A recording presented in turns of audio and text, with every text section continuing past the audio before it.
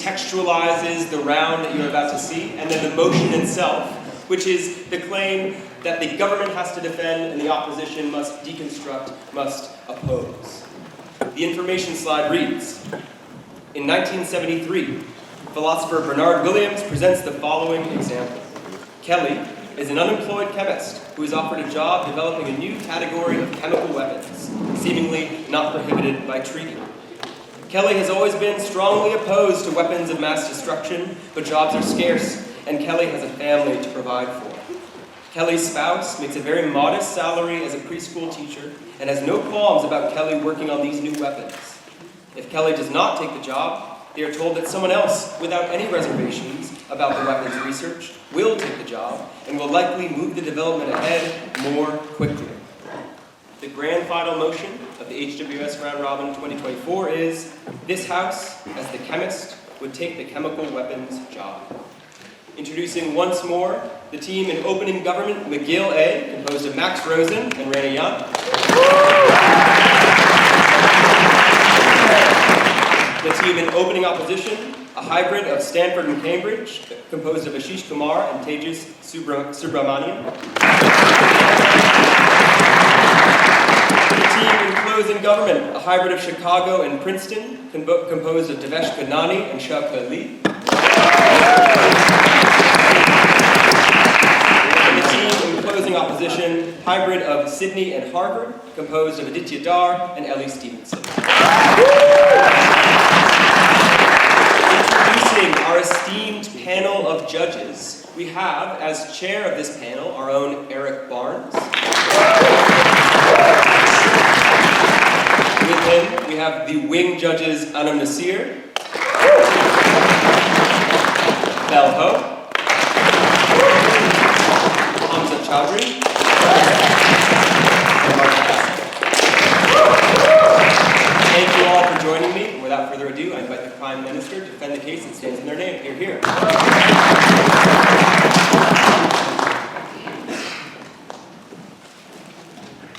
Is this a good volume? Okay, perfect. I'm just going to say some things before my speech. Thank you, of course, to Max for being my partner. It has been wonderful debating with you. This is probably my last speech at a major university debating tournament, because I'm graduating soon. Thank you to Serena, who also did world runs with me, and the entire McGill debating union. You guys are amazing, and debate has really affected my life for the positive. The last thing that I wanted to say in terms of thank you, actually, is I don't know if I've ever said this to your face, Brent, but you were one of the first people in high school who told me that I was good and that I had potential and that I should keep doing debate. And you gave me a lot of encouragement, even though you weren't my coach and you had your obligations. So I'm really grateful, and I'm glad that you're here as well. So I really thank you for that and my debating journey. Okay.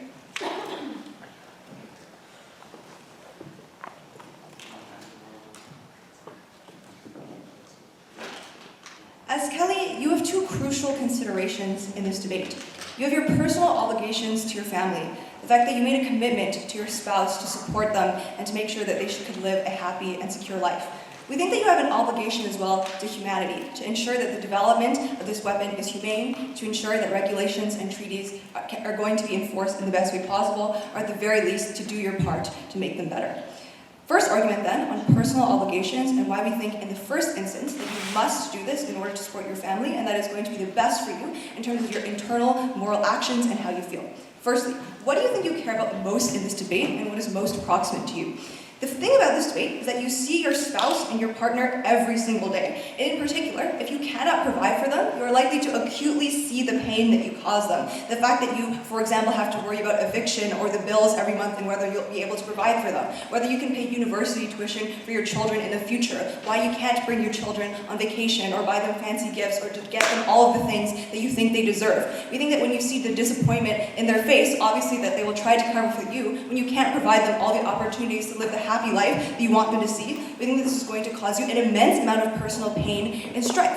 We think that this is also likely to cause a high degree of turmoil in your personal life. Your spouse, who again, you've probably made a firm commitment to support and provide for after they provided you children, after they helped you build your family, who has no moral tension with your job, is going to feel probably a great amount of resentment that you had this incredible opportunity, and because of some vague moral qualm, that you weren't able to do it, that you weren't able to provide to them, that you weren't able to provide what is happy for them. We think that this is probably going to cause you an immense amount of pain if you do not take this job, and it's probably going to mean that you are miserable for large portions of your time. We also think that on our side of the house, your spouse can comfort you, they can offer you moral salvation. We think that you're more likely to be able to do this because we think this is probably the number one priority in your life. We think that you should take this job so you're able to access that happiness, and we think seeing the faces of your smiling children and spouse every day are more than enough to compensate for any other harms in this debate. But I also want to talk about the consequences of this morally and why we think that this is likely not going to be as important of a consideration. Because people justify contradictory stances all the time. When we do things that harm the environment but are convenient, when we do things that might contradict our religions, we have to find ways to atone out of them. We have individual justifications through family, through friends, through prayer, for example, that we can access on our side of the house. What do we think these moral qualms and justifications are likely to look like? I think there's probably three things. One, the alternative is that you obviously know it's going to happen anyway. So in the very worst case of side opposition, where this chemical weapon is devastating and it causes untold deaths in foreign lands, we think that you know that every time that is on the news, that you didn't do anything to stop that. So we think you also have a moral guilt that you could have been involved. In fact, you know that the project would have gone slower, that maybe things could have been changed, and so you have to live with that guilt if you don't take the job. So we think that it's much easier for you to take the job, and at least to not have to live with that moral burden, but at the very least, know that it would occur anyway, and that you yourself cannot stop the deployment of this weapon. But secondly, we think that it is likely that you can separate your work and your personal life, that many people, for example, have a different personality, have a different interests and priorities than their work. Work is not the function or focus of most people's lives. At the end of the day, you get to go home, you get to kiss your spouse, you get to see your kids. I think that is the most important thing that brings people the most joy within their lives. Second argument then, though, on the obligations to humanity. Because we don't think it's likely, and we would just like to frame up in this debate that you're going to go and sabotage this weapon or you're going to stop it. Obviously, this is a criminal act, will be replaced. The government would probably punish you for a number of reasons, so we don't think that is possible on our side of the house. But I want to distinguish, because we think the first one is an argument about feelings, how you feel, what brings you the most happiness, what is going to keep you lying awake at night and give you the most life satisfaction. This is also in and itself an act utilitarian argument. We think that you should do things based on the consequences and how you can mitigate the worst consequences on our side of the house. Two things. One, it is highly likely, we think, that this chemical weapon is being used for a different reason or a more sophisticated level of warfare. So we already have things like mustard gas, we already have things like phosphorus. We think it's probable that new chemical weapons development is done to make weapons that are more targeted, that are less harmful to civilian populations. We think that engaging with that is a good thing and is probably an intellectually rigorous and fulfilling exercise for you to do. But secondly, is obviously you know that things like mutually assured destruction and escalation in war is good in deterring peace, in deterring war and offering peace. So we think that is also an important justification to consider in developing this weapon. Yes? Isn't that a contradiction? Because if Kelly knows by not taking a job, these better weapons will be developed faster, then she should not take the job by her own logic. No, so I'm actually going to explain to you in a second in this argument why we think it's incredibly important that you maybe slow down this. We're not saying that you sabotage it. We think that when you're developing it, we have fiat on our side to say that it is slower and that it's certainly going to take more time. We also think that it is important that you set the culture and tone of the office in development, assuming that you have a position of influence and leadership within this office. Presumably, you don't have the fiat to say you can keep this slow forever. If your superiors, your wife, are all demanding that you do more in order to stay in your job, in order to get promoted, that is presumably why you are more aggressive on their side. First of all, in the info slide it says it is slower on our side, so yes, we cannot delay it forever, but it is slower. There are three reasons that it is crucial in this debate. One, internal bureaucracy has time to develop protocol about this. The longer a project goes on, the longer it is, and the more people within the government, the bureaucrats, the diplomats, who hear word about this and who have people within their departments who want to develop protocol, who are going to call for moral change, or who want to develop internal regulations on how this weapon should be dealt with, how it should be controlled, how it should be deployed. I think that the more time that this project goes on and the more time that information about this project is likely to dissipate throughout the internal bureaucracy of the government, the more likely it is that the usage of this weapon is more controlled. But the second thing that I want to note is also urgency. that when a weapon is developed as quickly as possible, for example, the Manhattan Project and the nuclear bomb, it is often deployed in the heat of the moment because you want to develop as fast as possible in an active conflict that your country is in. That the officials weren't thinking about Japan and the Japanese people, they were thinking about their new shiny bomb and how to use it to win the tide of war. We think that when you slow it, it is far less likely that you are going to be twisted or confined into an extremely urgent action of conflict. And it's more likely that the weapon will be completed in a period of peace, in a period where the top officials, where people within the government who also have nagging moral doubts about chemical weapons, have had time to, again, do things like implement specific protocols about when they are allowed to do this. The last thing that I want to note, though, under this argument, is that it is very difficult to keep major scientific development completely quiet and hush-hush. We saw how, again, the Manhattan Project dissipated, not only through things obviously like espionage between countries, but just a transfer of scientific information and things like satellite imaging and other reasons that we know that weapons are developed and that new kinds of weapons developments are happening. And so what that happens, again, is that even though this is not currently within the bounds of a treaty, that gives time for the international community and stage to prepare themselves, to start thinking about whether this weapon should fall underneath the treaty, how they should act. So we think, yes, not only do you have an ultimate priority to your family, and that your own life and happiness cannot be protected, we think that you have a moral obligation to slow it down. I'm very proud to propose.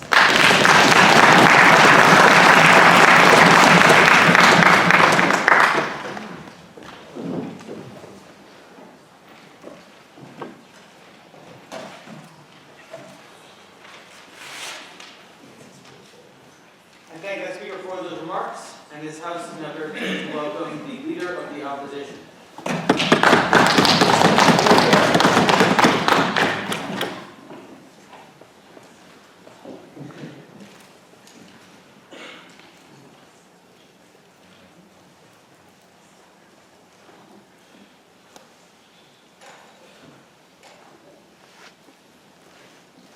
Do you know what's going to really hurt Kelly?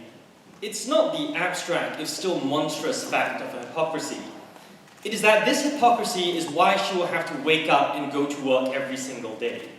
Is that she will know that it is because of her, and her in specific, that the gutters in some countries somewhere around the world are filled with blood. It is that this hypocrisy will infect every single paycheck she brings to the bank, and when she lies on her deathbed, she will know she betrayed herself and what she stood for. This is a monstrous prop. And despite their attempts to run away from the burdens of the motion by saying she will make the chemical weapon nicer, we think she should absolutely refuse to take this job. We think she should refuse it on the grounds that she has a conscientious objection to working in this kind of job, and to state that publicly. Some rebuttal before I make 3 points. Firstly, why this violates a fundamental Kantian obligation. Secondly, why this is either psychological torment or it's a moral equivalent of suicide. And lastly, some thoughts on the acts and missions distinction. Some rebuttal. They say you have special obligations to your spouse. Several issues with an argument. One, your husband, let's call him Bob, seems to earn a modest salary. You are not at a subsistence level. It's also unclear, by the way, if you have children, despite the repeated references to it, because I don't think that was actually in the info slide.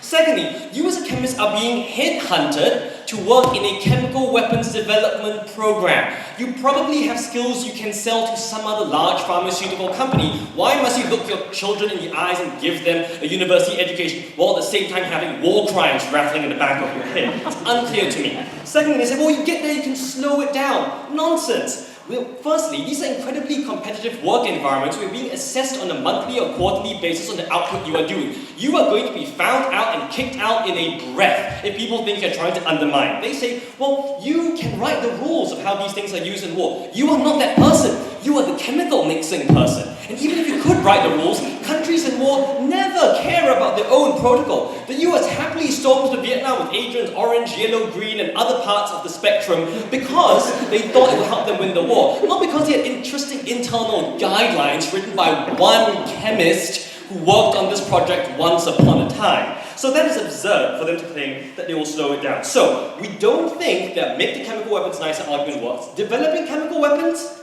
means they will be used, which causes bad things in the world. We're going to stick to that very simple, call it simplistic if you will, line of logic. Substantive 1. Why do you think you violate a basic Kantian obligation here?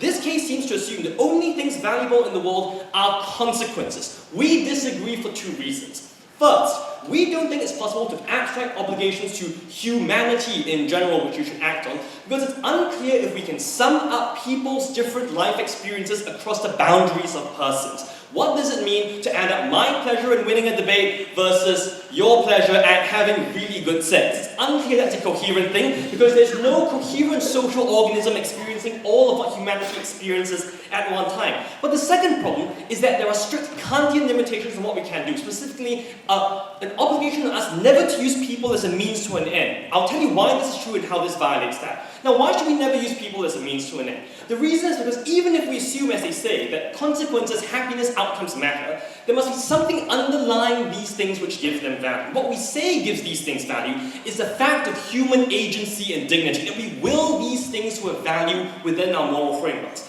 The most important moral value, therefore, is the fact of that agency and the dignity which we have.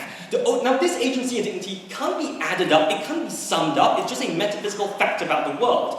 Now, what does this then imply? It implies that we can never violate this in specific by using someone purely as a means to an end. That means forgetting the basic human attachments which give them value. Now, why does this policy violate that? Because Kelly, in choosing to join this program to make it better, is making herself part of the mechanism in a gun cocked at someone who will be hurt in a war somewhere. She is using the suffering of people out there in the world as a means to an end for her to try and better the program as a whole. She's weaponizing and using as a means to an end people who will suffer when this gets used so that some people somewhere else might not be subject to those. That is a basic violation of actual Kantian duty. It's no different to someone saying, well, if you shoot these 2 people to death in front of me right now, I will save these 5 individuals, right? We think you should not shoot those 5 people, even if it saves more lives, because you're using those people as a means to an end, and this policy violates exactly that fundamental moral precept. Secondly, why is this either psychological torment or suicide? It's a dilemma.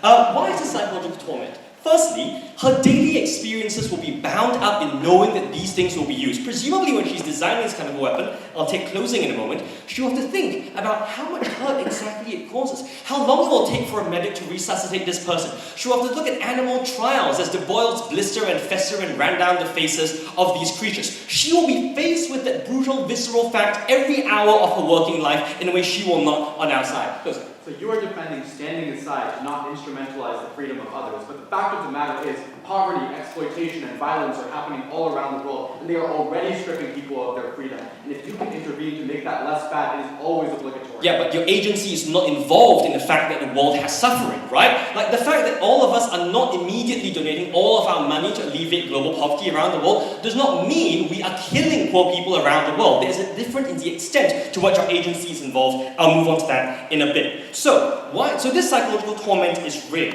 Now, the alternative is, if she doesn't live in psychological torment, that she changes, she gives up her beliefs. We think, to borrow from Nozick, this is suicide.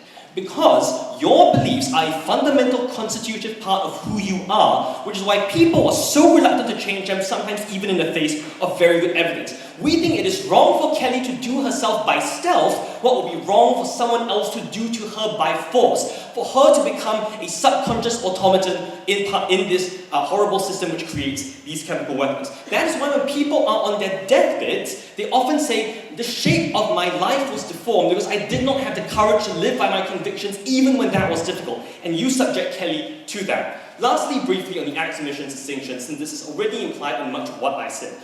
We think for Kelly to be actively involved in creating this weapon makes her much more morally and directly culpable for what happens in the world than if she merely refrained from doing it. Why? Because acting requires a conscious decision throughout time over and over again to implicate your agency and your choice in an outcome which is going to happen. Now, it might be that if you don't act, bad things happen in the world, but you are not at every point still making a conscious decision to will those bad things into the world, and that's a critical distinction they need to deal with. Don't do this to them. Oppose.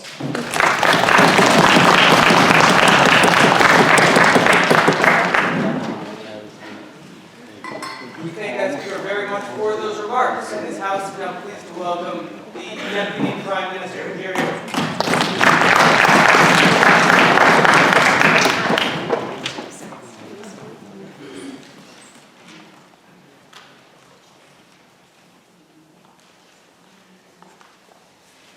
the philosophical intuitions that underlie much of the OO case do not hold up.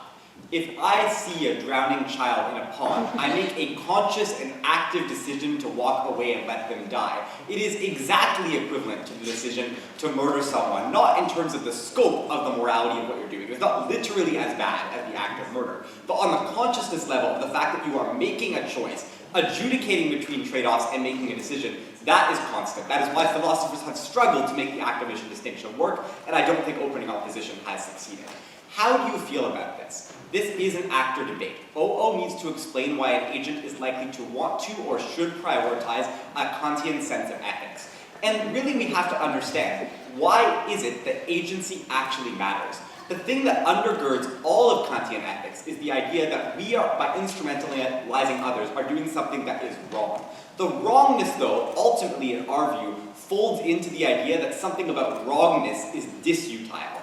Wrongness creates some sense in which the world is worse. It is less fair. The distribution of resources, the actions that occur in the world are worse. Violations of agency we understand to be wrong because they do something wrong to an agent. Equally, when an agent suffers from faster developed chemical weapons, something is being violated, their agency and autonomy. Their agency to live a good life is violated by the action of violence committed by a weapon. So here I want to establish why the weapons will be developed more slowly and why that will save more people, since that is likely one of the most important things in the debate. The next thing I will establish is why you can deal with this and feel significantly better about this decision. First, why will the weapons get developed more slowly? I agree that the info slide does not directly fiat in a slower development, but it does establish that someone else with no qualms about the weapon will come in instead of you, and that it is likely, because you're told by someone, that they will develop the weapons faster. First, if you're being told by someone, they probably have some information. They're the person who might hire you, they understand things about the job, so they know the process of development, they have good information about this. Second, I agree with closing ops POI. You cannot directly sabotage in ways that will get you fired. However, how do they observe the counterfactual? They don't understand what the ideal speed of chemical weapons development is. There are other chemists, yes, but this is a new project with new technology, brand new chemical weapons. We have no baseline for how fast they ought to be developed, and there's no way to invent that. You could sue if you were fired. So there's a whole bunch of reasons why it's impossible to adjudicate slower efforts. Why do slower efforts matter? Now, you are one person and one chemist. We're not saying you're going to change the world overnight. But listen to their language, it's a bit ridiculous. You're a chemist working in a back room. Are you exposed to animal testing? I don't think so. There are probably ways that you can delegate that to someone else in your office. The worst manifestations of this probably don't happen. Do you actually feel that your paycheck is tainted with blood? Does the McKinsey consultant? Probably not. Because cognitive dissonance exists, and people handle cognitive dissonance in their minds. And I think that there are a variety of reasons why this is true. First, the things that we get are so much more tangible. And to deal with this trade-off, right? You are unemployed. I accept that you could get a job, but it is probably a worse-paying job, and probably a job that you are substantially less interested in. As a chemist, you care about actual chemistry. Oppenheimer enjoyed the project of developing the weapon because it was a scientific puzzle. You are engaging in a scientific puzzle that brings you value. Before I go on opening. You could do scientific puzzles by finding a cure for cancer, working for a big pharmaceutical company. These are great jobs. I mean, you could, but it's likely that in this position you have a skill set that uniquely aligns with doing this and does not align with other things, which is why you have this job and are unemployed and do not have another job. So again, that seems like a conflict. Closing. I'll donate $100 to Malaria if CEO wins this debate. It's that I'm not doing something immoral if they fail to forward the debate.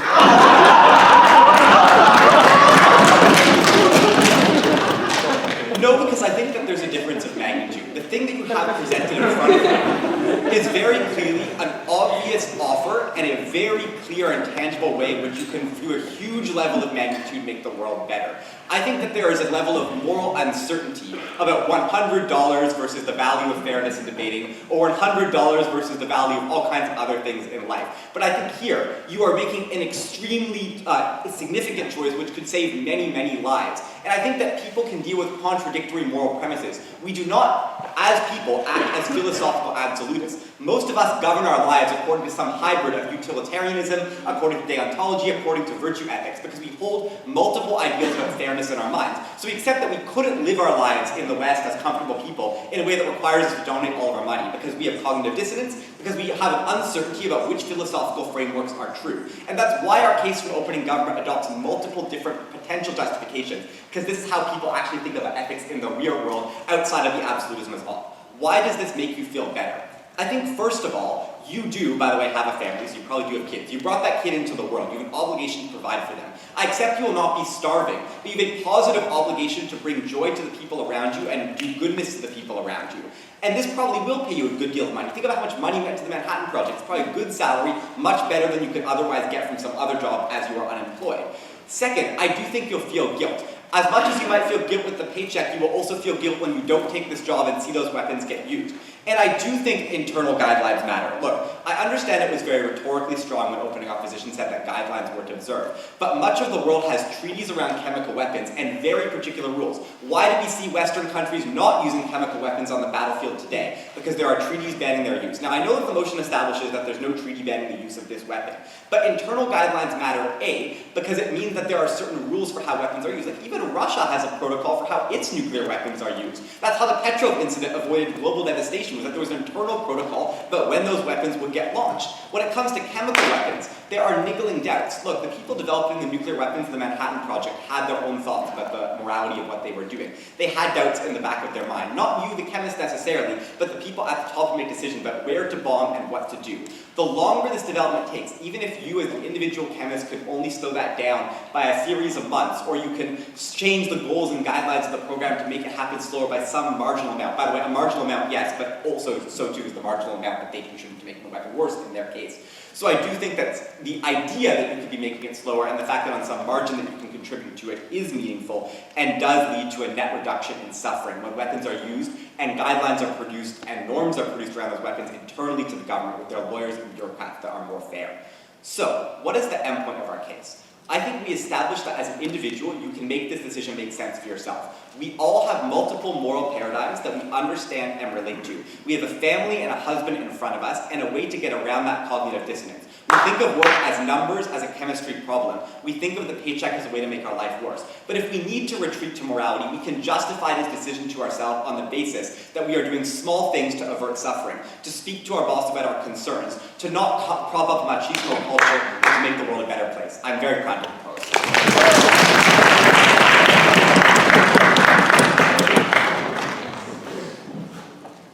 We thank that speaker very much for those remarks, and this House is now pleased to welcome to the podium the Deputy Leader of the Opposition. Here you go.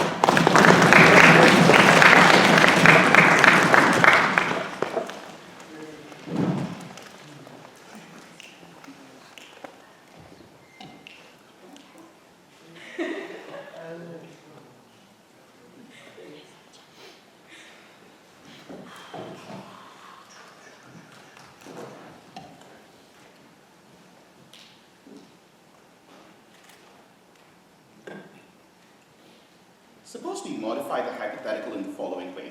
Imagine Kelly wasn't making a chemical weapon, but using it. She is told that she will be paid to use it on someone. She is told that if she doesn't use it, another country will just use the chemical weapon slightly worse against that very population, and that population will burn.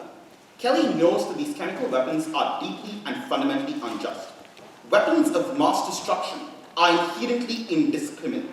Killing people and war is immoral. But chemical weapons come with torture, with disfiguring people's faces that she will see on the news, with people suffering with PTSD after that fact. In opening government's world, you cock the gun, but you don't pull the trigger. We say that is immoral. They claim that people are messy and inconsistent all the time. They will find ways around cognitive dissonance. People find ways around cognitive dissonance, but they rarely find ways around cognitive dissonance when the cognitive dissonance they are finding ways around is the idea that they are responsible for the torture and death of thousands of people elsewhere in the world. Oppenheimer enjoyed the scientific puzzle of creating the atom bomb, but was plagued about it for the rest of his life. He thought he had become death, the destroyer of worlds. We imagine Kelly does not want that outcome. I want to start by talking to you about justice. Because even if Kelly is capable of being inconsistent, from the point of making this decision, she does not want to be inconsistent. She is a moral person, and we are capable of persuading her to not make this decision. And that is what Ashish does with the action-inaction distinction. Max says that walking away when a child is drowning is immoral. His advocacy is to push the child into the water harder because the child will die a less painful death. The action-inaction distinction is real. We have a clear moral intuition that it exists. Why? Because of arbitrariness. It is not Kelly's fault that she was put into a situation where she had to walk away from a job. However, Kelly is making the choice to take an action that will result in civilian deaths every single day of her life. The number of times she is making this choice is critical in this debate. Because even if in the drowning child, you are walking away once or choosing to help the child once, Kelly is choosing every day to make her life's goal, her life's project, the torture and death of people around her. That is what she thinks, because she is morally opposed to the idea of chemical weapons. They say that utility is the source of morality, that wrongness reduces down to being this futile, that we value agency in order to live a good life.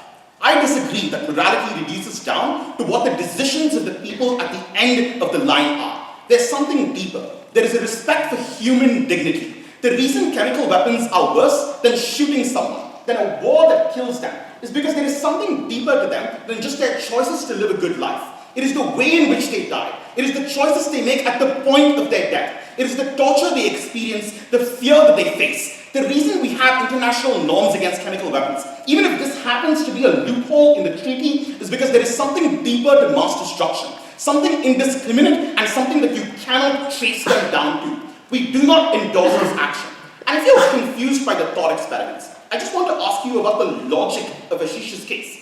We explained that free will and the notion of moral responsibility emerges from the amount of choice that you have, an argument that was ignored. In open and governance world, you would harvest the organs of people to save lives and take comfort in the idea that you granted more choice to the 5 people you saved while undermining the rights of every single individual involved in the process. This is unjust. But I also don't buy that claim that this actually slows down chemical weapons. We hear that you're told by someone who understands the job. Yeah, someone who wants to hire you and has every incentive to make you believe that you will slow down chemical weapons because they know that is the way to persuade you into taking up the job. Remember, if you're going to be someone who is morally opposed to chemical weapons and would be slower than any alternative, why in the world are you being hired? I suspect someone's out there to mislead you in order to get you on board. We are told that much of the world has treaties around chemical weapons, so regulations work, and slowing it down helps these regulations continue to work. Here's the problem. Chemical weapons are unregulatable. Why? Because you struggle to find attribution. The reason a chemical weapon is different than a nuclear bomb is if someone in a population experiences suffering through VX dropped from the air, you do not know what caused it because the VX disappears. That is what chemical weapons are like. We hear that you're probably trying to make chemical weapons more targeted. Then why are you trying to make chemical weapons? It is entirely plausible that you are a state that wants to maximize the destructive efforts of your war, which is why you are on this urge to hire as many chemists as possible. In fact, I would argue that's more likely given the choice of weapon that you are trying to build. You're trying to find a loophole in international law that this technology is able to create. No, thank you. And this results in chemical weapons being worse. It's unclear that they are slowed down to begin with. But suppose you do find this cognitive dissonance in order to help your family. Ashish argues that this is suicide. Their own concession about cognitive dissonance, that you change your mind, that you justify these actions to yourself, is you changing as a person and changing your fundamental values and what constitutes your identity. We do not believe you should reject this aspect of your identity. Closing. Can you tell me, are you time-spacing your argument to 1973, or are you debating about it in the context of the real world right now? I have no idea. We think morality transcends time and this is unjust regardless. I will talk to you about you as an individual. We hear about personal obligations. The fact that you are unemployed now suggests this is some sort of unique skill you have. I just want you to think about the absurdity of this argument. Apparently, you have a degree in chemical weapon making. Like, chemical weapons involves expertise in things like chemistry. You're probably unemployed because you're new to the job market. It's a difficult job market. But the fact that the government is hunting you down for your skills suggests you have a genuine skill set. Maybe you will find a worse job, but we would argue that it's justified. However, their claim that you can separate your work and your personal life is ludicrous. It is far more likely that your work begins to haunt your personal life. Because if you make this decision out of fear that your spouse won't be able to look you in the eye every single day, you won't be able to look your spouse in the eye every single day. Because what you see on the television is a chemical weapon that bursts. You think it is yourself. You're more likely to attribute that action to yourself because you have the information to know which chemical weapon you were involved in the construction of. That your scientific experiment has the potential to cost lives. And you blame your family. your family is more likely to break apart and you're more likely to have substantial psychological trauma.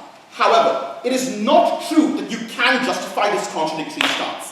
More likely, you're consumed by this moral dilemma, because this is an action deeper than most other actions you've made. It's your career. It is what gives your life meaning. And if your source of your meaning comes from the idea that you're building a weapon used to torture and murder civilians en masse, you will never be okay with that. You will never be able to live with yourself.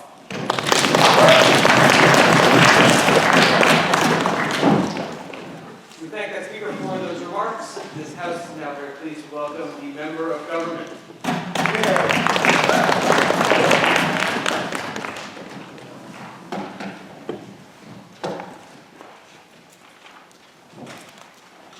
Going to break the trend very quickly and just give some thanks. Thank you very much to HWS for organizing a fantastic tournament and to everyone for judging.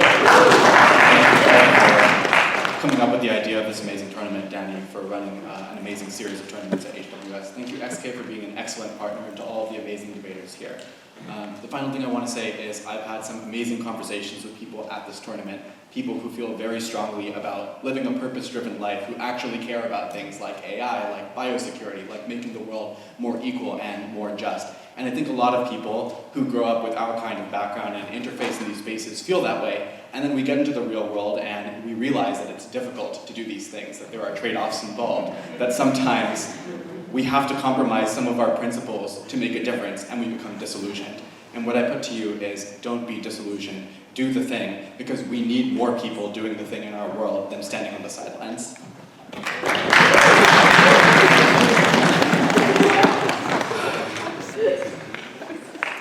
You don't need to count that in the flow.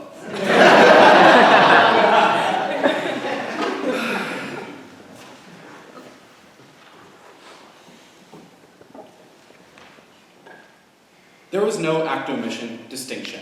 Our world instrumentalizes people all the time, and I think that opening opposition has analyzed why freedom and choice are morally significant, but they have not analyzed why freedom and choice that is being made out of your decision is more important than the stripping of your freedom and choice that your environment, that human nature, that the consequences of human existence do to us every single day. When people are hungry or when people are starving, not as a result of the choices of myself or XK, but as a result of the state of human nature, that too restricts their freedom, and that too is deeply regrettable. And the reality is that for us to improve our situation as people, we need to make hard trade-offs that instrumentalize some people to improve the conditions of others. Their Kantian ethics would preclude us from having things like welfare states that require us to instrumentalize your earnings and tax them so that we can provide for the poor. They would preclude doctors from making the difficult decisions of triage that are required to minimize the number of people who die during pandemics, even though it may be the case that those people can go home, provide for their children, offer them more freedom so that they can live the lives that they want them to live, where they are never instrumentalized. For us to improve the human condition, we have to make some harsh trade-offs now so that people can live these idealistic and free lives that opening opposition wants people to live. And as the reasonable voter who is judging this round, I think most people are glad that we have these things. They are glad that people have made these kinds of trade-offs, that we have things like a welfare state, which means that this person too is willing to make choices that involve instrumentalizing some people if they can improve the situation.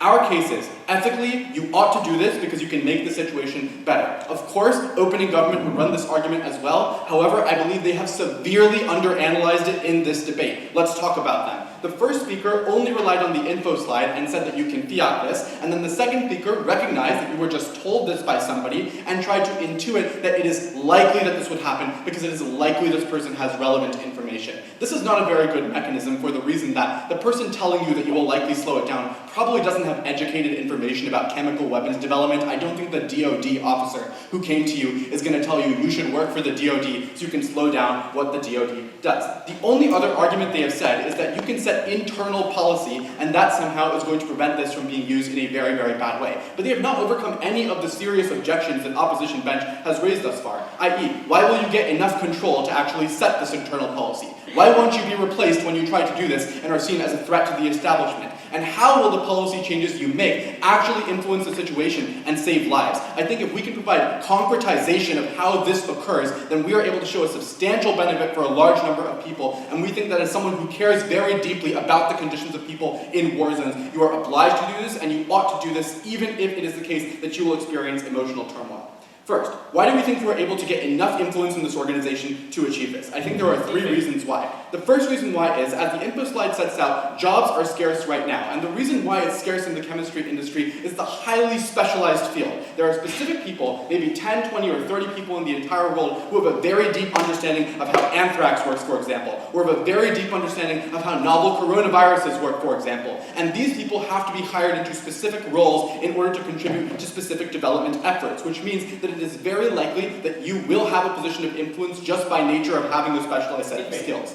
Secondly, it is very hard to replace people once they are there, even if they create some challenges for the people in charge. So I think that most of these developments are done as partnerships between the government and academia, and in academia there is a very strong culture of trying to protect the independence of scientists, even if they are collaborating with the state. That is, when you get this job, you are probably going to interact with other professors and other academics. You are probably going to have students, and people are going to go up in arms if the moment somebody starts raising contrarian ideas, these people are pushed out, which means that over time, you are able to get some degree of protection from the people that you work with, that they will not push you out so long as you are not sinking the entire enterprise. Third, and finally, I just think that there's a huge upfront cost to replacing people. That once you've been there for 2-3 years and you've learned the ropes, you have a huge amount of specialized knowledge about the processes of how the organization is run, about the state of development right now. That means that it's very hard for them to push you out, and they would rather keep you so long as you won't sink the whole thing. So now we've shown that you have influence. Let's explain how you use that influence to make the situation better, but before that, closing go. Yeah, sure. The argument that a state that is developing chemical weapons is responsive to like student protests because they're like, oh, my professor is not having a good time, does not make much sense. We're not going to argue that you flip everything the state does. There are ways to do this without running so contrary to their interests. Go. The concept of prohibition isn't against doing stuff like taxation. It's about using people exclusively as a means to an end. Tax doesn't do that because everyone benefits from tax in society. Find better analogies. I think it would still be justifiable to exclusively tax a wealthy person without giving them any welfare benefits if it helped a poor person. 3 ways that you improve the situation. 1, you can slow down progress in some areas relative to others until regulatory frameworks are formed over them. I think there's a very strong push that we will mechanize for why regulatory frameworks will eventually be formed, but it will take time. That is, there are very strong interest groups that do want to restrict the sales of these weapons. Often Western governments are not interested in deploying the weapons, they're interested in studying them and building them to have deterrence against other states that would also want to build them and to understand how to protect against these things. But of course it takes time for legislation to get passed and treaties to get negotiated. What you can do is selectively push forward areas of research that are more likely to be regulated in the near future and slow down areas of research that are not. And all you need to believe for this to be true is that there will be certain cases in which there are scientific arguments for why we should do course A over course B that overlap with policy arguments for why it would be better to do course A over course B. You can make the scientific arguments selectively and you will win some of those debates as a strategic tactic to get these things through until policy comes in on choice B. Second, you can work with regulators and policymakers and advocate for when and how these weapons can and should be used. I think that you can message scientific arguments into why there are risks of using certain kinds of weapons. I.e., scientists know best whether a certain kind of weapon is likely to cause massive transmission of disease or cause burns on your skin that would violate the Geneva Convention, or whether they're not likely to cause those kinds of consequences, which is why the people, for example, who develop cluster munitions get called in to testify on regulating cluster munitions because they actually understand the science and engineering behind the weapons and therefore understand what kind of consequences they have. For that reason, it is very likely you would be called in to testify on these things, and you can provide context that is necessary for regulators to get this done. Third and finally, you will eventually leave, and when you leave, you will be an expert, which means you can also go and work in a public interest career on policy, as people like Robert Oppenheimer did, as people like Dr. Fei-Fei Li do right now in artificial intelligence, who started their careers in the private sector, built things like ImageNet. Now they are experts on how they work and what their risks are, which allows them to be the most credible voices advocating for how to take these things down. For the reasons that opening opposition has given for why this is so morally tricky, you are highly likely to consider their arguments, and you should do this having considered those arguments explicitly for this reason. You will do it with a strong sense of purpose. We believe that acting in a purposeful way is justifiable even over the emotional turmoil it entails. Standing aside is not an option. We are exceptionally proud to propose.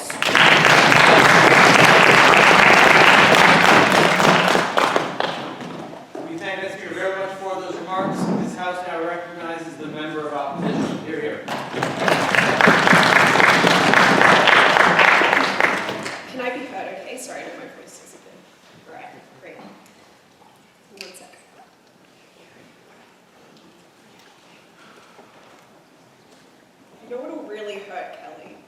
being assassinated. At closing opposition, we're going to give you a very strong set of reasons to believe that this is an opportunity that should be treated with serious caution. And that's caution not about being in moral danger, but about being in mortal danger. A couple of observations to make. The first observation I want to make is just to observe the series of lies that you have been told by the government at this point in time that are supplied to us in the information slide.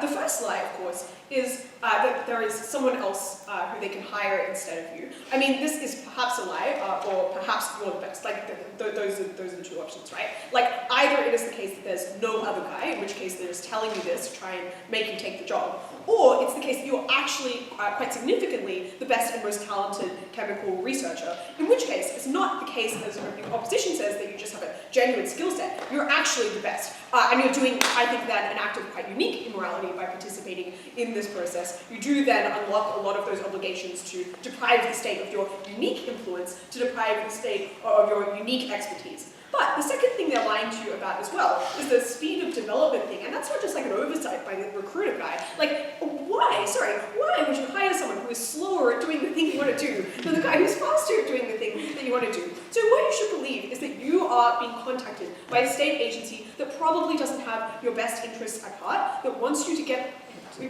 do something that goes against your immediate moral intuitions, wants you to do something that is extremely high stakes, and while not internationally illegal at this point in time, may very well be in the future. The next observation I'm going to make as well is that this is generically a dangerous game. Like, you've probably heard of weapons researchers in Israel, in India, in Pakistan being assassinated. Like, okay, they can name Oppenheimer, but think about how many other nuclear scientists there are walking around. This is not a moral suicide, this is a real suicide. And it's just to say that all of the analysis you get at closing government to suggest that this is a particularly high stakes role, that you get institutionalized in it, that you accumulate a lot of knowledge that means that the state cares about you a lot. Well, perhaps they care about you, but they do not necessarily care about your best interests. And what that means for you as an individual is, first of all, that you cannot leave. It is not the case that you can do this for a couple of years, and then when you feel sufficiently bad about it, you can't just keep going to church and saying confession, you can leave. No, of course not. You've accumulated a set of incredibly important state secrets. And that doesn't just mean that you have a lot of negotiation power, it means that you are in meaningful danger. And maybe it goes either way, but I do not think that you should roll that dice. And additionally, I would note that this swears you to secrecy for the rest of your life. It is just not true that you can being a chemical researcher guy is not like a 9-to-5 job where you leave the house, you drive to work, you chemical research all day, you go home and tell your wife about it. Of course not. It's not true that you can find solace in your family or that you can meaningfully interact with your family at all. It's very likely, I think, in this world that you are closed off, or that your whole family has moved out into the desert. You can't talk about it because it's classified. And as I've explained, this is something which happens in perpetuity. You can never get this off your chest. You probably can't tell it to your priest. I know they have the confessional seal, but I still think that's a security violation. The final thing is that this becomes harder and harder to get at. It accumulates. This is the least amount of knowledge you will ever have about this project, which gives you the greatest agency to avoid it at this point in time. Every moment that you entertain these freaky government officials gets you further in the source, and you should not have to get out. So that is just basically to say that this is a precarious endeavor. It is one that puts you in deep danger, deep physical danger. It means you are at a ledge that fundamentally transforms your life, that puts you at risk of having to keep secrets from those dearest to you for the rest of your life. And that is a threat to your family that is totally different from unemployment for a couple of years, or having to do a cringe, high school chemistry job or something. Those things, you'll survive. You can talk to your family about it. This, I think, is a fundamental transformation of your life, the way you live it. It's something which I think cannot be underestimated. I'll take a quick from opening. Yeah, there are two reasons they'd hire a slower person. One, the person hiring you wants slower development because they believe that this will lead to better regulation and safer development. And two, they still prefer you to the faster person despite the trade-offs. Yes, so I observe that if it's the latter, then you're better than the person, and therefore you're doing an act of immorality by lending your skills to the development. And I think the former is quite dubious because I'm not sure that states that are secretly developing chemical weapons are that keen on being great regulators. Closing government. Even if the government thinks you're the fastest person, there are common sense ways you can improve the situation without being actively against the state, like advising the US government on how not to violate the Geneva Convention is something many policymakers actually want to hear about. Well, first of all, we don't know that it's the US government. Secondly, I don't know that they listen to you, even if they are the US government. Thirdly, like, what do you do when they don't? I don't know. Alright, a couple of things to do now. Next thing I want to do is some impacting over opening opposition, because I think there are a series of uncertainties in the opening opposition case, apart from the fact that they didn't tell us. 2 POIs contagious. Sad.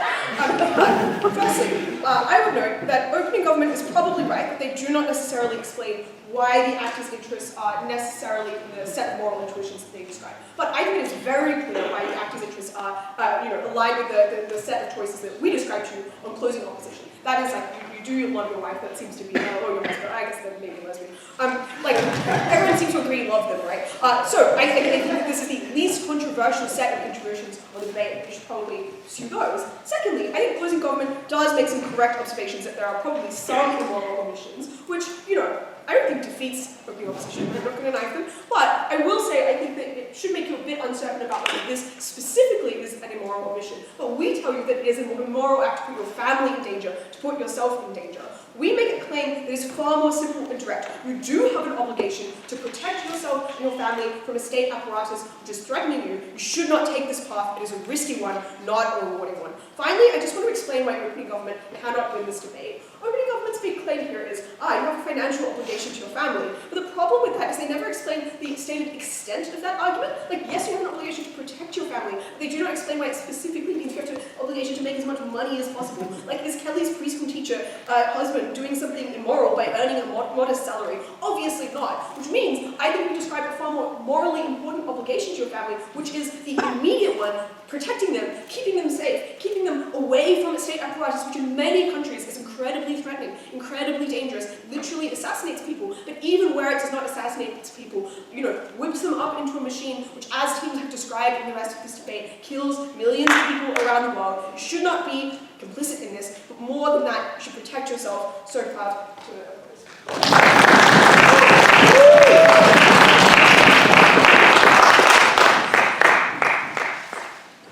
Thanks, Madam Speaker, very much for those remarks. And this House now recognizes the government whip.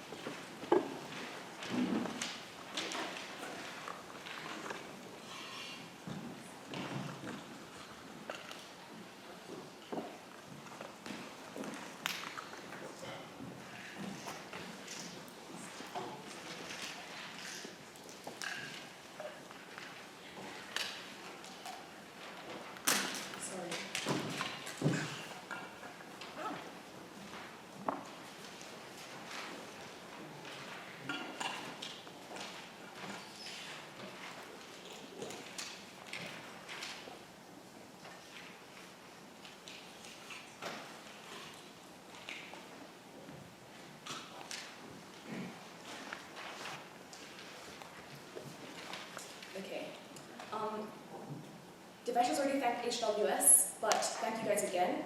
Thank you so much for speaking with me. Thank you, PDP. You guys are the best, and all the other friends in the audience. I'm really grateful to be here. This is my 4th round robin and my 3rd final, and I'm just really achieved so much success across my years in this activity.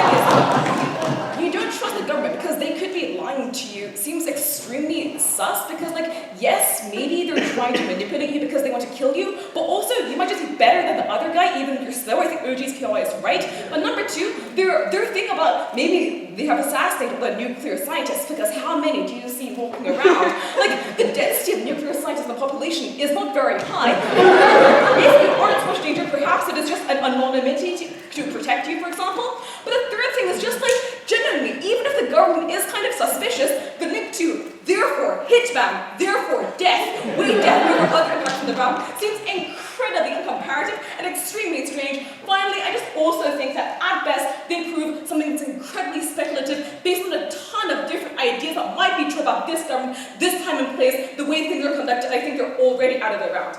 Okay, then onto OO.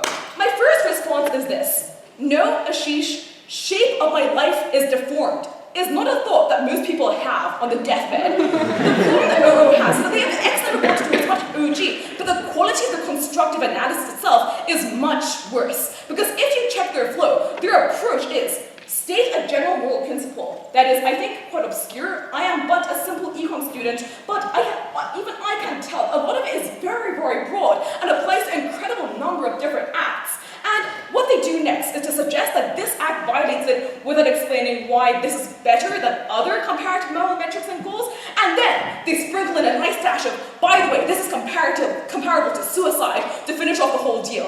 And I think that the problem, moreover, is that when they're attacked by OG, their defense generally seems to be just a bunch of analogies, and then if there's a harm, then you realize that you're instrumentalizing other people and you feel awfully guilty about it. The issue with this is obviously that then that is contingent on proving that you're feeling guilty, and Devesh overcomes this in ways that are stronger than OG for two reasons. The first thing is, he observes that this is conditional on you believing you have caused harm in the first place, and why the enormous amount of good you cause is huger. But number two, because OG's claims on why you feel good are feeble, because they just say you're capable of experiencing cognitive dissonance and people do it all the time. But why is that sufficient given the atrocities that OO has described? And what Devesh says is you uniquely feel a sense of purpose, satisfaction, and fulfillment when you're working on this project. Because if you care so deeply and passionately about this issue, then surely the chance to work on this is something that allows you to look this pain in the face and say, not only am I forfeiting morally okay doing this, but I'm committing an active moral good by doing this because I'm the only person who can make a positive difference in this instance. Before I go further, I'll take the POI. I want to note that you're a chemist without tons of power to influence the diplomatic direction of this government. Remember, the moral action you're taking is building a weapon that tortures and kills thousands of people, not an abstract principle. Just because someone else will build the weapon slightly worse does not justify building this weapon of mass destruction. The POI works great against OG, but we provide a ton more mechs that are much more plausible and access a much greater scale of capacity. But number two, you are right, Kelly is a chemist. Kelly is not a philosopher. Kelly has probably not heard of Kant. Like, that's a slight exaggeration. This is after-promotional, that this house believes that you should action, which means that all analysis about their incentives should be grounded in your own beliefs about what you're doing, your own emotions, and I think we do a far better job of characterizing that than Bench does. What is it then that Devesh adds that beats OG? Because OG gives us two things. The first thing they do is they say that this allows you to provide for your family, and this makes you happy. But I think that they fall short of explaining why the uniqueness is significant.